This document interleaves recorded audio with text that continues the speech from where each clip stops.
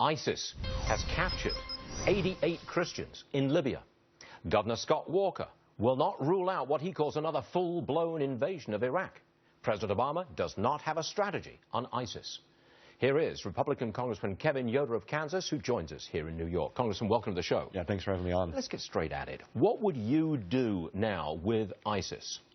Well, I think we need to use all the force necessary to degrade the threat. And the president's talked about this for over a year now, and he has no plan forward. Now, so we need all strikes, the force necessary. We need strikes.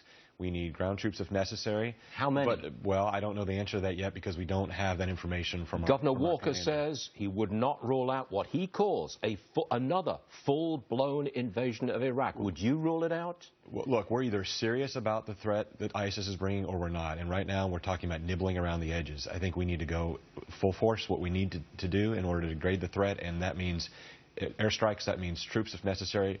But what we really need and what this country wants and what Congress needs is a plan from the president. The president needs to work with generals, he needs to work with the Pentagon and come up with a plan and present that plan to Congress. Do you think that the American people are prepared to send a lot of men and women into combat fighting in that region all over again? I don't think they're prepared today because I don't think the president's made the case as to why this affects their national security. Look, the role of the commander-in-chief is to be a strong and decisive leader. What Congress is asking for is the president to make the case to the American people. He's over in Europe doing press conferences and telling the folks there that we have no strategy.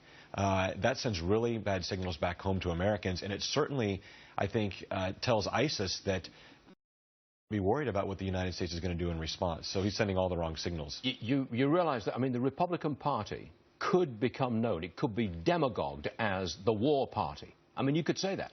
Well, I think the Republican Party is a party that puts national security at the top of its agenda, and we know that this president, this administration has not done that, and it risks the safety and security of every American. And I think Americans are becoming more aware of that every day as they see the captures and they've seen the beheadings and they see ISIS isn't being degraded, as the president said. And when the president says he has no strategy, I think Americans are very nervous about that, and they want to see some strong leadership. You're from Kansas, so you represent your constituents in Kansas.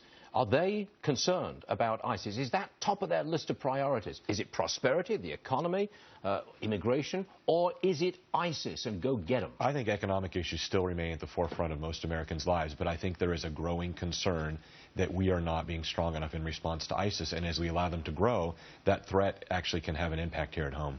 Congressman Kevin Yoder, Republican, Kansas, thanks very much for joining us, sir. We appreciate it. Thanks for having me on the show. Thank you, sir.